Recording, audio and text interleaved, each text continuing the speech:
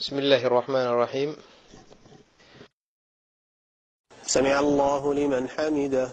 ما بنانا إن إمامك لغا هرمرو بل waa dembi weyn. nabiga sallallahu alayhi wasallam waxa ka sugnaaday inuu yiri miyaanu ka baqayn qofkiin haddii uu madaxa kor u qaado imaamka hortiis in ilaahay madaxiisa u bedelo madax dameer ama muuqaalkiisa muuqaal dameer. Bukhari iyo Muslim ayaa wariyay xadiiskaas. qofkii si ku talagal ah imaamka uga hormara salaadiisu waa baatil sharcina maaha. سمع الله لمن حمده. sidoo kale inaad imaamka isku mar samaysaan ficilka ma ahan arrin saxa. سمع الله لمن حمده. sidoo kale inaad imaamka wax badan ka dib dhacdo sax maaha. sida waajibka ah waa inaad imaamka bacdigii samayso sidiisa oo kale isla markiiba. سمع الله لمن حمده. mawduuca saddexaad waa meesha gacmaha la saarayo marka samica allahu la yiraahdo. qaladaadka dadka qaarkiis sameeyaan waxaa ka mid ah haddii uu imaam yahay ama dadka imaamka ka dambeeya inuu qofku yiraahdo samica allahu liman xamida isagoon ku darin rabbanaa walaka alxamdu iyadoo ay waajib tahay in alle lagu xamdiyo. سمع الله لمن حمده.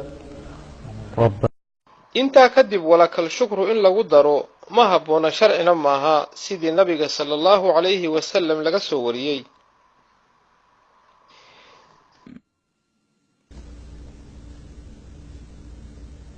سمع الله لمن حمده.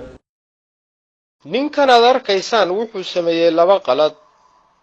tan koowaad sunnadii ayuu khilaafay isagoo gacmihiisa kor u taagay. tan labaad isagoo indhihiisa xagga cirka ama xagga samada u jeediyey. nabigu sallallahu alayhi wasallam waa ka digay arrinta oo wuxuu yiri waad iska dhaafaysaan inaad indhaha cirka u taagtaan ama waxa idinka lumaya muuqaalka indhaha. الله أكبر.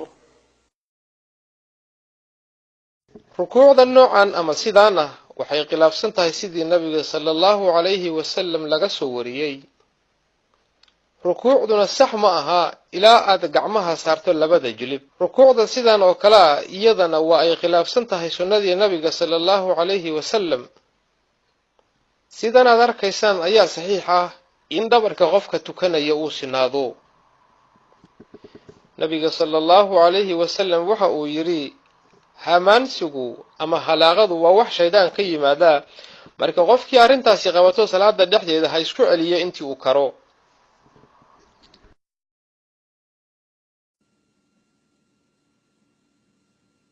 qofkii salaada sidan oo kale u tukada waxa uu ka tagay tiir ka mid ah tiirarka salaada kaas oo ah in salaada la tartiibiyo. sida la ogyahay qofkii tiir ka mid ah ka taga tiirarka salaadiisu ansax maahan. nabiga sallallahu alayhi wasallam waxa uu ku yiri ninkii salaada sida xun u tukaday sida kan hortiina ka muuqda ku laabo salaada oo tuko mar kale. markii uu baahday in sida saxda ah loo sheegana waxa lagu yiri haddii aad salaada u istaagto dheh الله أكبر. kadib akhri quraan intii ku fudud. الحمد لله رب العالمين الرحمن. kadibna rukuuc adiga oo tartiibinaya. kadibna rukuucda ka soo istaag oo xogaa yar taagnaaw. سمع الله لمن حمده. kadibna sujuud oo tartiibi. الله أكبر.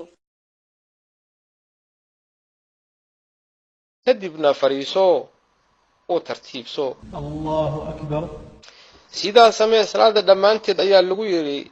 Bukhari ayaa xadiiskaa wariyay. الله أكبر.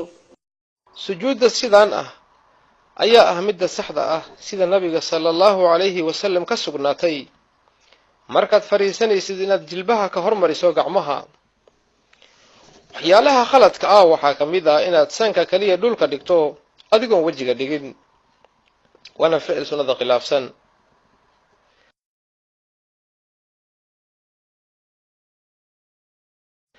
ama inaad sujuuddo oo wejiga kaliya dhulka ku qabato adigoo sanka dhulka dhigin iyana waa shay sunnada khilaafsan. inaad sidan oo kale gacmaha dhulka u dhigato waa arrin karaahiyo ah. sujuudda noocan ah iyadana oo aad gacmaha ku qabato labada dhinac iyana waa ficil sunnada khilaafsan. lugahaaga oo kor u qaado markaad sujuudsan tahay tan waa shay salaada kaa buriya haddii aad sujuudda sii wado. sidaasoo kale lugaha oo aad iskor saarto waa ficil sunnada khilaafsan. sidoo kale inaad faraha foodooda kaliya dhulka ku qabato waa shay aan sunnada waafaqsanayn. sidoo kale inaad faraha foodooda kaliya dhulka ku qabato waa shay sunnada khilaafsan ama aad farahaaga laabto. sujuudda saxda ah waa inaad dhulka dhigto 7 xubnood: wejiga iyo sanka, labada gacmood, labada jilib iyo faraha lugaha qaybtooda hore waa in labadaada gacmood ay ka durugsan yihiin labadaada dhinac. calooshaada iyo jilbuhu waa inay kala durugsan yihiin. lugaha qaybtooda hore iyo cajiradu waa inay kala durugsan yihiin. labadaada gacmood waa inay dhulka kor uga kacsan yihiin. habkan ayaa nabiga sallallahu alayhi wasallam laga soo wariyey inaad faraha u laabto midda suulka ku xigtana aad taagto. sidanna waa nooca labaad ee saxda ah. farta dhexe iyo suulka inaad ku qabato oo wareeg ka dhigto, farta horena aad taagto. labada noocba waa laba nooc oo saxiix ah. markii ashahaadka la gaaro ilaa dhammaadka. Allahu akbar. qaybta afraad waa inta mar oo gacmaha kor loo qaadayo. marar badan ayaa gacmaha kor loo qaadayaa waxayna kala yihiin: 1 marka ugu horeysa oo salaada xiranayso. Allahu akbar. 2 marka la rukuucayo. Allahu akbar. 3 marka rukuucda laga soo kaco. Sami'a Allahu liman hamidah. 4 marka laga soo kaco ataxiyaadka koowaad. Allahu akbar. xilliga la gaaro ataxiyaadka koowaad sidan ayaa sax ah in lugta bidix loo dhigo tan midigna la istaajiyo. laakiin markii la gaaro ataxiyaadka u dambeeya waxa sunno ah sidaan aad arkaysaan in loo fariisto.